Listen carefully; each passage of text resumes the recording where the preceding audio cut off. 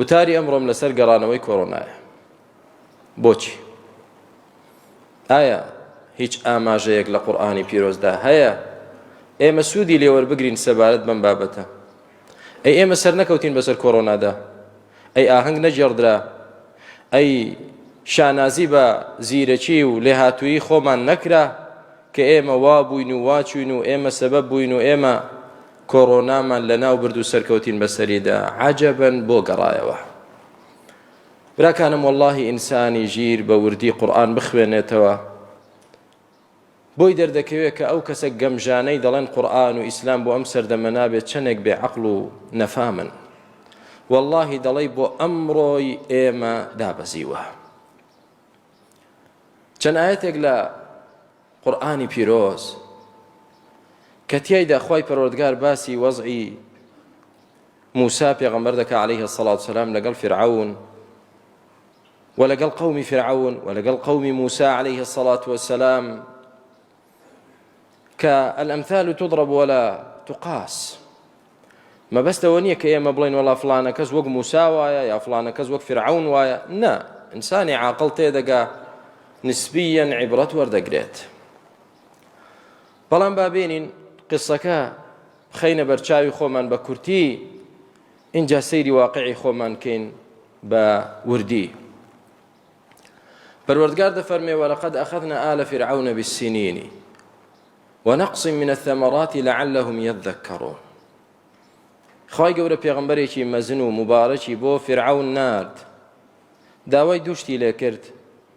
یەکەمیان خوا بناسە تۆ خوانیت، دووهەمیشیان هیچی تر بەنو ئیسرائیل مەچەوسێنەرەوە، ئازادیان کە با لەگەڵ خۆم بیان بەم میسر بۆ تۆ جێ دەهێڵین دەگەڕێینەوە بەرەو شام.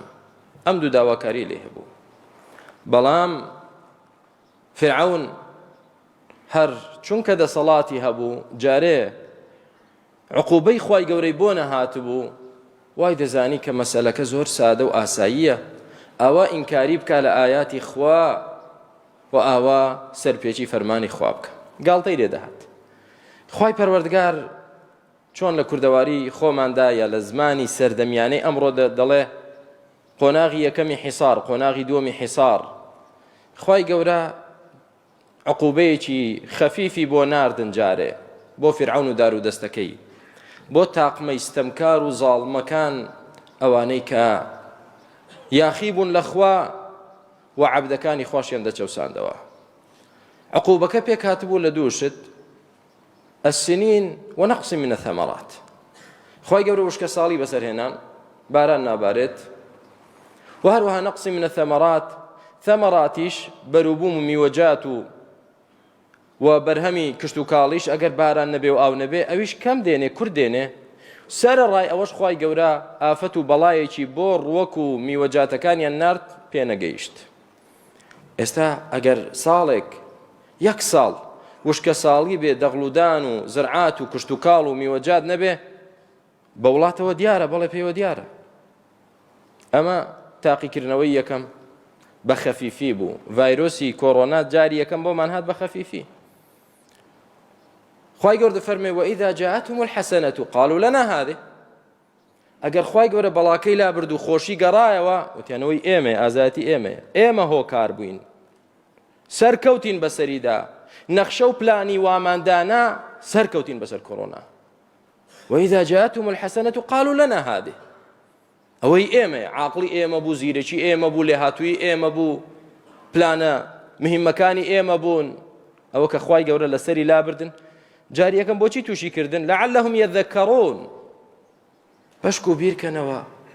خوایەک هەیە لە فرعون گەورەتر، باڵادەستر، وا نەزانین ئەگەر وتمان یەک زائید یەک دەکاتە دوو، واتە دونیاش دەچم زەوی دەچێڵم و ئاوی دەدەم و بەروبوومی چاچی دەبێت، پارەم هەیە و تیجارەت دەکەم و قازانجی باش دەکەم. وانییە برا کە خوای پەروەردگار بیەوێ بەروبوومت نەبێ ناتبێ، بیەوێ لە تیجارەتتدا زەرەرکەی زەرەر دەکەی، بیەوێ بەڵایەکت بۆ بنێرێ ژیانت پەک بخا و تووشی شەلەلت کە تێگڕای میلەت و وڵات تووشی شەلەل کە خوای گەورە تووشی دەکا. وا مەزانە شاری بێحاکمە، خوایەکەیە هەموو کارەکان بەدەست خۆیەتی. لعلهم يذكرون، بەشک و بیرکەنەوە بیریان نەکردەوە. فرعون و دار و دەستەکەی بیریان نەکردەوە بەو دوو بەڵایی کە خوا بەسەری هێنان برسێتی و وشکە ساڵی سوودی نەبوو. چەند جار مسلمانان خوای گەورە ئێمەی تووشی برسێتی کرد. باشە ئەو قەیرانەی کە دەیبینین بە چەند مانگ معاش نییە لە 10 کەس لەوانەیە 8 کەسی نەبوو بێت. ئەوە نابینین تاقیکردنەوەی خوا بێ لعلهم يذكرون بۆ ئەوەی بیرکەنەوە بیریان نەکردەوە سوودیان نەبینی ئیستیفادەیان نەکرد. کاتێکیش کە خوای گەورە بەڵایەکەی لەسەر سووک دەکردن بارانی بۆ دەباراندن بەروبوومیان دەهات قالوا لنا هذه ئەوە ئازایەتی خۆمانە. وإن تصبهم سيئة يطيروا بموسى ومن معه ئەی ئەگەر هاتپا و ناڕەحەتیان توش بایەوە دەیانەوە هەموو لە ناوچاوانی موسا و شوێنکەوتەکانی موسایە. ئەوانە نەکبەتن ئەمانە نەهامەتین. زۆر کەس براکانم ئیسلام بە نەهامەتی میلەتی کورد دەزانێت بانگ بە نەهامەتی میلەتی کورد دەزانێت ئافرەتێک خۆی داپۆشیوە و بە شەرم و بە حەیا بە نەهامەتی میلەتی کوردی دەزانێت. گەنجێک دەست بە دەستنوێژ و بە پاک و بە ڕەوشتەوە ڕوو لە ماڵەکانی خوا بێ ئەوە بە نەهامەت بۆ میلەتی کورد دەزانێت. يطير بموسى ومن معه ألا إنما طائرهم عند الله ولكن أكثرهم لا يعلمون. نخير مسلمانان نە موسا نە شوێنکەوتەکانی موسا و نە ئافرەتی خۆدا پۆشەر نە مسلمان و گەنجێکی ئیماندار نە ئیسلام نە بانگ نە قورئان ئەوانە سەبەبی نەهامەتی میلەت نین سەبەبی فەقیری و هەژاری نین سەبەبی نەبوونی موچە نین سەبەبی گەندەڵی و زوڵمی ستەمکاران نین. کاکە ئیسلام هۆکار نییە براکە. إنما طائرهم عند الله ولكن أكثرهم لا يعلمون. والله ئەوەی کە تووشمان دەبێ بە سەبەبی کەسبی دەستی خۆمانە. زۆر جار کەسانێک کە ناحاڵین و تێناگەن دێن تۆمەتبارمان دەکەن کاکە ئەمانە دائیمەن دێن گلەیی و لۆمە لە میلەت دەکەن. من گلەیی لە لووتکەوە دەکەم تا خۆم کە خۆم بە بچووکترین کەس دەزانم. هەمووی تاوانبارە هەر هەمومان کەم تەرخەمین هەر یەکەمان لە لایەکەوە لە بوارێکدا نیسبەتێک دەستمان هەیە لەو واقعی کە هەمومان تێیدا دەژین. تا دەسەڵاتیشت زیاتر بێ و مەسئولیەتت زیاتر بێ بێگومان تاوانت گەورەترە لای خوا و ئەرکت قورسترە. ئەمما وەکو هەندێک کەس بێن بڵێم کورە براکەم بەخوا ئەم میلەتەی ئێمە مەلایکەتە لەو میلەتە باشتر نییە لەسەر ڕووی زەوی بەس چی بکەین کۆمەڵە کەسی گەندەڵ و زاڵممان بەسەرەوەیە بەس هەوڵ دەین ئەوانە لابین تەواو بەخوا وانییە. سوێن بەخوا خوا زوڵم لە هیچ میلەتێک ناکات. میلەتێک چاک بن کار بەدەستی خراپیان بۆ نانێرێ میلەتێکیش خراپ بن کار بەدەستی چاک بەکەڵکیان نایەت. لە خۆمەوە دەڵێم با تەوبە بکەین و بگەڕێینەوە لای خوا تا خۆمان چاک نەکەین خوای گەورە وەزەکەمان بۆ چاک ناکات.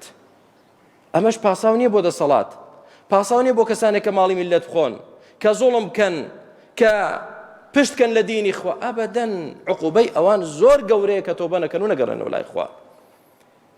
دوای عقوبەی یەکەم فرعون و دار و دەستەی سوودیان نەبینی وقالوا مهما تأتنا به من آية لتسحرنا بها فما نحن لك بمؤمنين. وتیانەی موسا بەتەمای چی دەتێ فێڵمان لێ بکەی بەو شتانە بمان خەڵەتێنی وشکە ساڵی و برسێتی و نەبوونی بەوە أبدا مهما تأتينا به من آية لتسحرنا بها فما نحن لك بمؤمنين. هەرچەندە نیشانە و بەڵگەمان بۆ بێنی بۆی سحرمان لێ بکەی ئێمە باوەڕت پێ ناکەین. ئایا موسا دەیەوێت سحر لە فیرعون کە کەواتە قەومێکی عیناد و سەرکەش ئایەت سوودی نەبوو بەڵگە و نیشانە سوودی نەبوو. خوای پەروەردگار حیساری قۆناغی دووەم دەست پێ دەکات لەگەڵیان تونتری دەکا وەکو ئێستا تونتری کرد لە ئێمە فەرمووی فأرسلنا عليهم الطوفان والجراد والقمل والضفادع والدم آيات مفصلات. ئەوجا 5 عقوبەی قورسترمان بۆ ناردن دیارە بە وشکە ساڵی و بە برسێتی سوودی نەبوو 5 عقوبەی قورس. خوای گەورە لافاوێکی بۆ ناردن بە ماڵ و بە حاڵ و بە زەرعات و هەمووی لێ تێکدان طوفان والجراد کولەی بۆ ناردن هەرچی داهاتیانە خواردی والقمل ئەسپەی بۆ ناردن خوای پەروەردگار بۆ سەریان و بۆ لاشەیان کەوڵی کردن بۆ درەختیان خۆرکە لێی دەدا کۆڵەکەی دیوارەکەیان و کۆڵەکەی سربانەکانی دەخوارد و دەڕما والقمل والضفادع دەچێتە سەر جێگا بخەوێ بۆقی لێ لەسەر سفرەدا دەنیشێ پڕە لە بۆق والضفادع ژیانیان لێتاڵ بوو والدەمە دەچێت لە بیرەکە ئاو دەرهێنێ سەتڵەکە دێنتە دەرە پڕیەتی لە خوێن خوای گەورە ئەو 5 عقوبەی بۆ ناردن سا لەوانەیە بڵێن باشە مە چی ئەم جۆرە عقوبان ئەی ڤایرۆسی کۆڕۆنا چی وما يعلم جنود ربك إلا هو کەس نازانێت جوندیەکانی خوا چین و چۆنن ئیلا خوا خۆی نەبێ شتی وات بۆ دەنێرێ بەلاتەوە سەیرە تۆ قووەتت هەیە و حیمایەت داناوە و پارەت هەیە و بانقەکانت پڕ کردووە و دەڵێی تەواو بە گوێرەی عەقڵی خۆم لە هیچ لایەکەوە من ناپێچرم لە هیچ لایەکەوە من زەفەرم پێ نابردرێت کورە خوای گەورە ڤایرۆسی کۆڕۆنات بۆ دێنێ هەموو قووەتەکەت دەرەقەتی نایەت هەرچی ماڵی هەتە سەرفیکەی عیلاجەکەی نادۆزیتەوە خوای گەورە ئەو 5 عقوبەی جۆری دووەمی بۆ ناردن فاستكبروا وكانوا قوما مجرمين قومێکی مجرم بوون حاڵیان چۆن بوو کە ئەوانەیان بۆ هات ولما وقع عليهم الرجز قالوا يا موسى ادع لنا ربك لئن كشفت عنا الرجز لنؤمنن لك ولنرسلن معك بني إسرائيل کاتێک کە لافاوەکە هات هەنایان بۆ موسا بردو ئەی موسا بەس بۆمان لە پەروەردگارت بپاڕێرەوە ئەومان لەسەر لابەرێ ئەوە ئێمە ئیمانت پێ دێنین باوەڕت پێ دەکەین و هەروەها بەنو ئیسرائیلیش ئازاد دەکەین لەگەڵ خۆت بیان بە کە دوعای دەکرد موسا عليه الصلاة والسلام بۆ ئەوەی خوای گەورە لای بەرێ هەر بەڵایە کە دوعای دەکرد لا دەچوو فلما كشفنا عنهم الرجز إلى أجل هم بالغوه إذا هم ينكثون كخواي گەورە بەڵاکەی لەسەر لا دەبردن ڤایرۆسەکە نەدەما دەگەڕانەوە بۆ جرت و چەقەنەی جاران و بۆ یاخیبوون لە خوا و بۆ گاڵتەجاری و بۆ دوور لە دینی و دەگەڕانەوە سەر بابەتی خۆیان خوای گەورە دەفەرمێ فانتقمنا منهم اینجا حصاری سێم عقوبەی سێم هات خوای گەورە پەناماندا والحمد لله وصلى الله وسلم على رسول الله الحمد لله والصلاة والسلام على رسول الله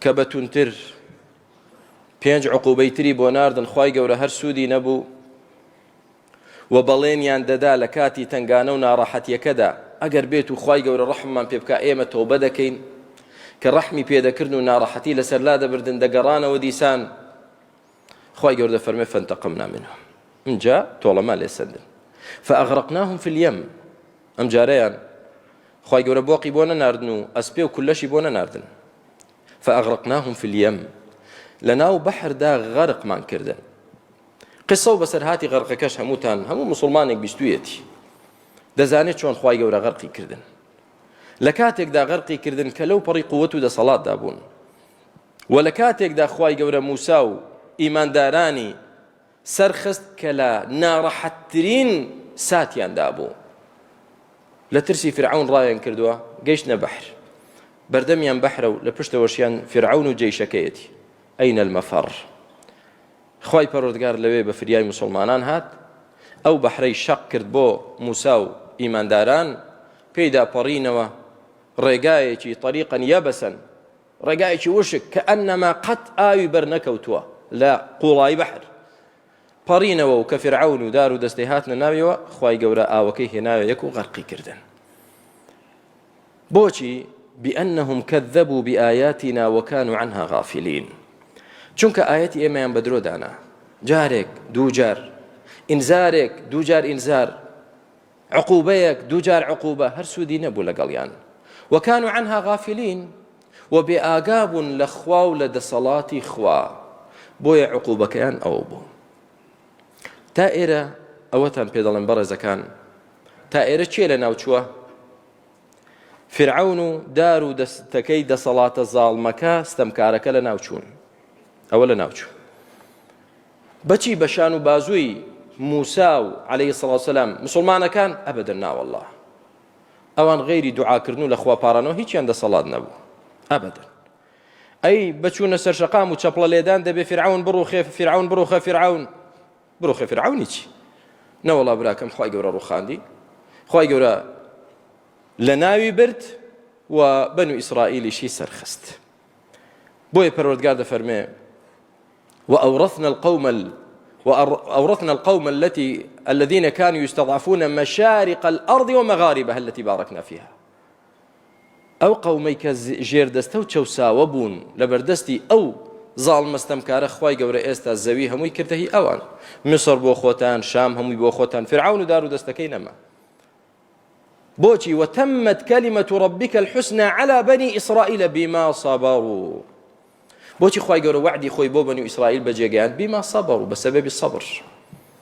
براکانم با سەبر بگرین لەسەر دینی خوا، سەبر بگرین لەسەر بەجێگەیاندنی فەرمانەکانی خوا، سەبر بگرین لەسەر دوورکەوتنەوە لەوانەی کە خوا حرامی کردو قەدەغەی کردووە، سەبر بگرین لەسەر ناڕەحەتی لە پێناو دینی خوا. سەبر بە هەڵەشە و حەماسەت سەر ناگرێ ئیشەکە. سەبرت بێ لەسەر دینی خوا بزانە نەتیجە چۆن دەبێ. خوای گەورە دەفەرمێ بەهۆی سەبریان پاشە ڕۆژماندایە ئەوان و فرعون و دار و دەستەکەیمان لە ناو برد. ئێستا فرعون و دار و دەستە زاڵمەکە لە ناو چوو، چێ لە ناوی بردن و تافلێدانی حیزبەکان ناوەڵڵا الله جل جلاله. چێ فرعونی لە ناو برد؟ الله. ئەی چێ قەذافی لە ناو برد؟ بەخوا الله. ئەی چێ سەدامی لە ناو برد کە کەس لە ماڵەکەی خۆی نەیدەتوانی نەیدەوێرا باسی سەدام کە؟ الله لە ناوی برد براکە. بەڵام چۆن؟ خوای گەورە ئیدا ئەرادە شەیئەن هەیە لەهو ئەسبابە. شتێکی ویست ئەسبابی بۆ ڕێک دەخات. دەچێ ئەمریکایەک دێنێ لەو پەڕی دنیاوە دەیهێنێ وەرە ئەوە بڕۆخێنە. دەچێ ڤایرۆسێک دێنێ لە سینەوە وەرە ئەوم بۆ تەخت و تاراجی تێکدا. خوای گەورە ئەسباب ڕێک دەخات. ئێستا دار و دەستەی زاڵم لە ناو چوو. ماوەیەکی زۆر بەنو ئیسرائیلەکان دەیاو دەبێت کەی ئێمە ڕزگارمان بێ. ڕزگارتان بوو، بەڵام ئێوە چۆن دەبن ئێستا؟ ئەی ملت ئێوە چۆن دەبن؟ خوای گەورە دەفەرمێ وجاوزنا ببني إسرائيل البحر فأتوا على قوم يعكفون على أصنام لهم فقالوا يا موسى اجعل لنا إلها كما لهم آلهة. تازە خوای گەورە ئەو ڕێزەی لێناون کەچی بە تەنیش قەومێکدا ڕۆیشتن موسا ئەوە ئێستا مەشهەدەکەیان بینی فرعون غەرق بوو، خوای گەورە ڕزگاری کردێن، وردە وردە بە کەنار دەریادا دەڕۆن موسا و قەومەکەی. گەیشتنە تەنیش قەومێکەوە ئەو قەومە بتیان دەپەرست، وتیان ئەی موسا بۆ تۆش بتمان بۆ دانانی وەکو ئەوانەی مش بیپەرستی، بۆ بتمان بۆ دانانی. قال أغير الله أبغيكم إلها وهو فضلكم على العالمين. ئەو خوای تەفضیلی ئێوەیدا بەسەر هەموو جیهاندا، ئێستا من چم خوایەکی تر بۆ ئێوە دابنێم؟ قال إنكم قوم تجهلون. قومێکی نەفامن، قومێکی تێنەگەیشتوو بێ ئاگان. چۆن غەیری خوای گەورە شتێکی ترتان بۆ دابنم بیپەرستن؟ چۆن ئەو هەموو فەزڵ و چاکەی خوای گەورەتان بەسەرەوە لە یاد چوو؟ دوای ئەوە ئەو بەنو ئیسرائیلەی کە خوا ڕێزی لێگرتن و فرعونی بۆ لە ناو بردن، ئەو بەنو ئیسرائیلیە تصرفات و ئەفعالیان وەکو فرعونی لێدێ، وەکو قەومی فرعونی لێدێ، ئەوان ئەوجا دێنە سەر دەسەڵات و حکم. خوای پەروەردگاریش بە چەندان قۆناغ بە هەزار و دەیاها هەزار لەوانیش لە ناو دەبات. کاکە بەس فڵان لا بین فڵان بێتە جێی تەواو، بەخوا چاوەڕێی خراپترکەن. بۆ چەندێک جار بیستومانە خەڵکی ئەم عێراقەوە توێتی خۆزگە بە سەردەمی سەدام، خۆزگە بە سەردەمی سەدام. کەواتە بابەتەکە لەوەدا نییە زەید بڕوا عەمر بێت، بابەتەکە لەوەدایە کوفر بڕوا ئیمان بێ، مەعسیەت بڕوا تاعە بێ، بیدعە بڕوا سونەت بێ، عەلمانیەت بڕوا ئیسلام بێت. بەڵام لە خۆمانەوە دەست پێ بکەین، ئەوە چارەسەری کێشەکانە. إن الله لا يغير ما بقوم حتى يغيروا ما بأنفسهم. قوم سوێن بەخوا ئێمەی میلەت تا خۆمان نەگۆڕین، خۆمان چاک نەکەین، هەر یەکەمان لە خودی خۆیەوە دەست پێ نەکا بە چاکسازی، چاوەڕێی چاکسازی وڵات مەکەن. ئەبەدەن نابێت، نابێ، مستەحیلە. تۆ بچی بۆ نمونە دارتوویەک بچێنیت و ئاویشی بدەی، بەڵام ئەی دارتوو ئێمە داوات لێ دەکەین تۆ هەرمێمان بدەیتێ، ئەی دارتوو داوات لێ دەکەین تۆ گوێزمان بدەیتێ. بابەمە چییە؟ تۆ توت چاندووە، ئەو درەختەی کە چاندووتە دارتووە برا، چاوەڕێی چی لێ دەکەی؟ بەرهەمی دەستی ئێمە ئەو دەسەڵاتەیە، بەرهەمی دەستی ئێمە ئەو واقعەیە کە تێیدا دەژین. بۆیە کە بتەوێ وەزعت خۆش بێ، وەرە کارێکی چاکە بکە. ئەجینە ئەوەی تووشمان هاتووە بیما کەسەبەت ئەیدیکم، بەرهەمی ئەو دەستانەیە چیمان چاندووە ئەوە دەدورینەوە، چیت چاندووە ئەو دەدوریتەوە. با ئیسلاحی خۆمان کەین. خوای پەروەردگار دەفەرمێ، پێغەمبەر صلی الله علیه و سلم دەفەرمێ حتى ترجعوا إلى دينكم، بگەڕێنەوە بۆ دینەکەمان براکانم.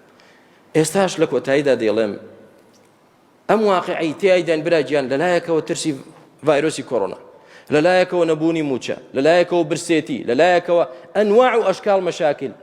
براکەی من ئەم شتانە ببەستەوە بە دین بۆی لێی حاڵی بیوەکو خۆی تێی بگەی. کەسانێک هەنە ڕاوچین، تۆ دەکەنە طعمێک، تۆ دەکەنە شتێک کە ڕاوت پێ بکەن بەکارت دێنن، وریا بە برای من لە شتەکان حاڵی بە، قەزیەکان سەرەوبن تێمەگە. ئەم مەملەکەتە هی خوایە. ئەگەر لەسەر ڕێگا ڕاستەکەی خوا بڕۆین ژیانمان خۆش دەبێت. وا حساب کە تۆ سواری سیارەیەکی ڕێک و پێک و ئاخر مۆدیل بووی لەسەر جادەیەکی تەخت و ڕێک دەڕۆی، چەند خۆش دەڕۆی، لێی بخەوە ئیسراحەت. بەڵام هەر ئەوەندە سیارەکە لە جادە لایدا بەرز دەبێتەوە، نزم دەبێتەوە، هەڵدەدێرێ و ئەگەر بێت و ئێمە لە ڕێگا ڕاستەکەی خوا لا دەین ژیانمان ئەوە دەبێت کە تیایداین. چونکە خوای گەورە وعدی پێداوین ولو أن أهل القرى آمنوا واتقوا لفتحنا عليهم بركات من السماء والأرض. إيمان من هبه، تقوى من هبه، لسر ديني خوابين والله خوا درجاي بركة ورحمتي أرجو أسمان من بودكاتوا. أي بو يستا داي خستوا إيمان وتقوى كوكو بيوزني بلا كان. شانازي لولاتي مسلمان دا شانازي بعلمانية ودكري. شانازي بإسلام بكون برستي دادن دري. إيش أوريش خيرك دكيت. خواي جور بود بنيره.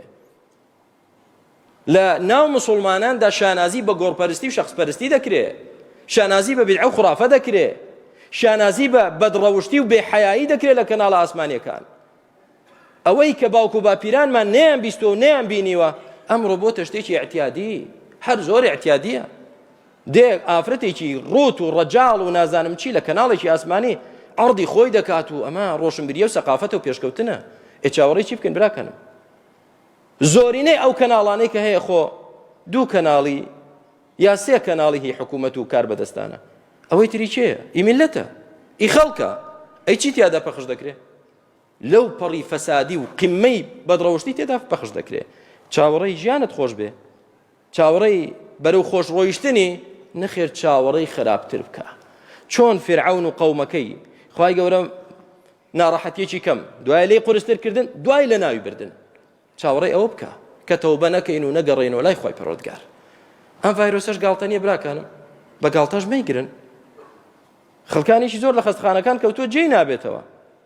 بۆیە براکانم ئەوەی کە ڕێنماییە، ئەوەی کە پێویستیە بە خۆپارێزی خۆتان لێ پارێزن، بەڵام پێشەوە با خۆمان لە غەزەبی خوا بپارێزین، خۆمان لە تووڕەبوونی خوا بپارێزین، خۆمان لە حرام بپارێزین، خۆمان لە شیرک و کوفر بپارێزین. احفظ الله يحفظك. خوا بپارێزێ و دینەکەی پارێزە، خوای گەورە دەتپارێزێ.